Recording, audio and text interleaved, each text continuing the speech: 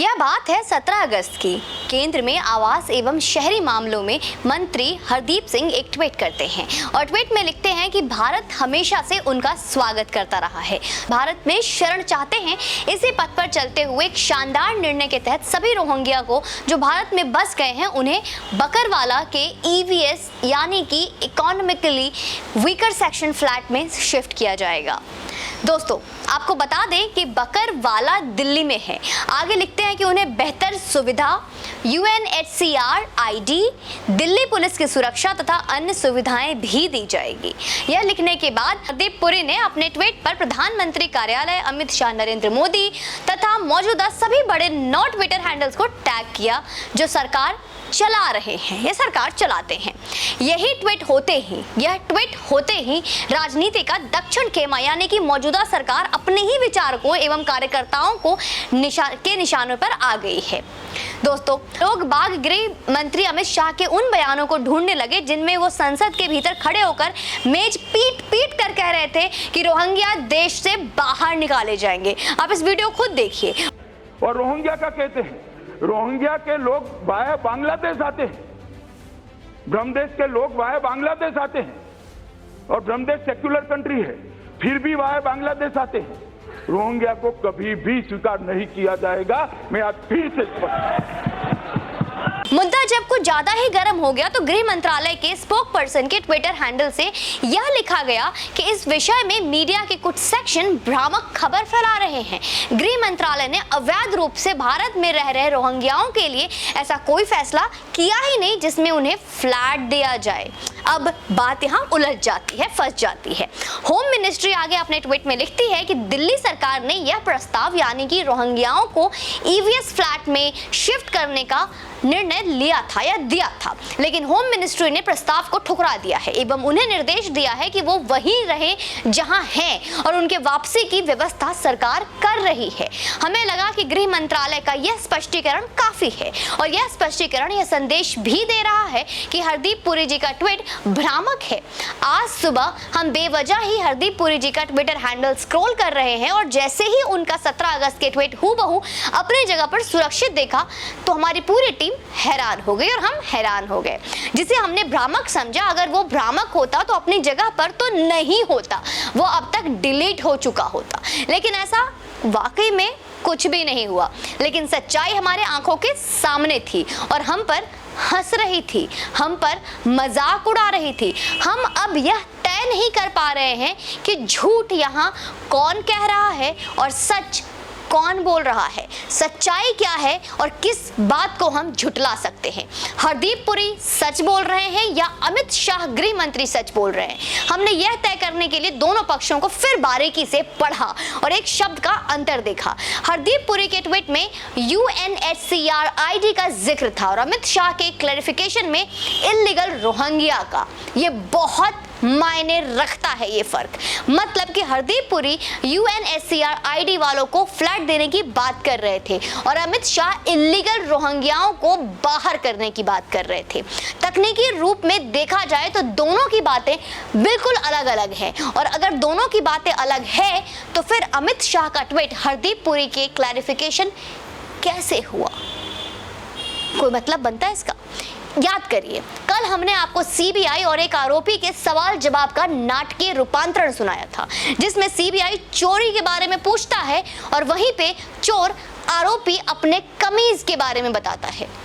हरदीप पुरी और अमित शाह के बीच का मामला भी कुछ ऐसा ही है। यूं माने और यूं कहें तो राजनीति का हर मामला अब ऐसा ही नजर आ रहा है।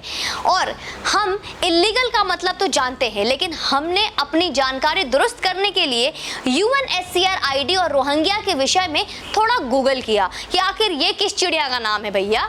हम जब UNHCR की आधिकारिक वेबसाइट में गए तो हमें वहां जानकारी मिली कि भारत में 46,000 रोहिंग्याओं को यह आईडी मिली हुई है। यानी कि अगर अमित शाह का ट्वीट, हरदीप पुरी के ट्वीट का क्लैरिफिकेशन नहीं है तो 46,000 रोहिंग्याओं को भारत में फ्लैट दिया जा रहा है।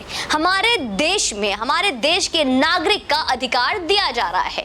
वाह मोदी जी वाह, क्या बात है। अब इस देश में रोहिंग्या फ्लैट में रहेंगे। बस वो अगर यह वादा कर दे कि वोट भी भाजपा को ही देंगे, तुम्हारा मानना है कि उनका वोटर आईडी कार्ड भी जुगाड़ लगाकर बनवा ही दिया जाएगा। हजारों खबरें हैं जो आपके रूह में सिहरन पैदा कर देगी कि कैसे पाकिस्तान और बांग्लादेश से भगाए गए हिंदू भारत में बदतर स्थिति में जी रहे हैं। उन्हें ना बिजली मुहैया है और ना ही पानी की कोई दूर दूर तक दिखाई दे रहा है। दिल्ली के आदर्श नगर और मजनू के टिला में उनके रहने जीने की जगह अगर आप देख लें तो आपको उबकाई आ जाएगी कि बेचारे राम को मानने वाले राम के ही देश में ऐसे जी रहे हैं और आप फ्लैट रोहिंग्याओं को दे रहे हैं। वाह मोदी जी वाह। देश में कहीं एक ईंट भी लग रही होती है या कहीं एक अपाहिज को साइकिल भी मिल रही होती है तो श्रेय आपको जाता है मोदी जी। फिर इस हिंदू मान पर हो रहे कुठारघात का सवाल भी तो आपसे ही होगा ना। तो अब बताइए प्रधानमंत्री जी, फ्लैट दे रहे हैं या नहीं दे रहे रोहिंग्याओं को? इन बेचारे हिंदुओं को फ्लैट कब देंगे? वैसे एक बात और बताइए मोदी जी, वो सीएए वाली बात झूठी थी क्या? वैसे हमें तो लगा था कि हमारे सताए हिंदू लोग पाकिस्तान, बांग्लादेश में अब रहने को मजबूर नहीं होंगे। राम को मानने वाले राम के देश में वापस आ पाएंगे और सुरक्षित रह पाएंगे। अमित शाह जी के तो ये भी कहा था कि कोरोना संक्रमण काल के बाद आप इस पर काम करेंगे। संक्रमण काल तो गुजर गया मोदी जी, कोरोना भी लगभग अब कहीं जाकर दुबक गया है। कब से सीएए लागू होगा ये भी जरा हमें बता दीजिए मोदी जी। कांग्रेस की सरकार तो तुष्टीकरण कर रही थी, आप तो तृप्तिकरण पर उतर गए हैं। अपीज करना तो फिर भी संभव है मोदी जी, लेकिन सेटिस्फाई करना असंभव है। उनकी तृप्ति सर जुदा करने वाले नारों में है, करने देंगे। उनकी तृप्ति हमारे देवी देवताओं का मजाक बनाने में है, वो आप उन्हें खुलेआम करने दे रहे हैं, वो बना भी रहे हैं। आप उनके राजकीय सम्मान में कार्यक्रम क्यों नहीं करवा देते हैं मोदी जी? सरतंत्र जुदा जैसा कोई कार्यक्रम का आयोजन भी करा दीजिए। उनकी तृप्ति किस बात में है ये तो दुनिया के 58 देश आपको कभी भी उसका बच्चा बता देंगे।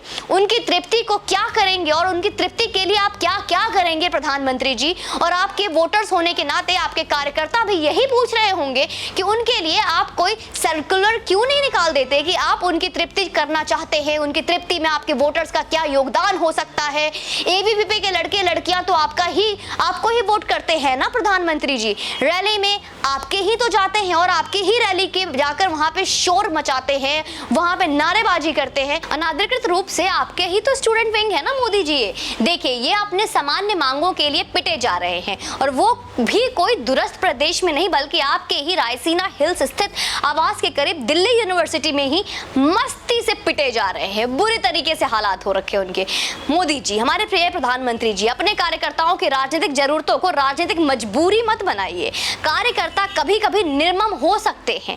2047 तक देश को उसका स्वर्णिम काल देने का वादा काफी नहीं है, उसका रोड मैप भी दीजिए और अपनी प्रतिबद्धता भी दिखाइए, क्योंकि बीइंग योर वोटर, बीइंग आपके कार्यकर्ता हैं, जितने भी आपके जो दीक्षा शिक्षा में जो आपके लिए प्रदर्शन करते हैं वो सिर्फ और सिर्फ 1% आपकी तरफ देख रहे हैं, एक आस से, एक उम्मीद से। वो हमें ज़रा बताइए तो ज़रा, हम इंतज़ार कर रहे हैं। जय हिंद, वंदे मातरम। और आप, हाँ आप अभी जाइए मत, लाइक का बटन तो दबाया ही नहीं।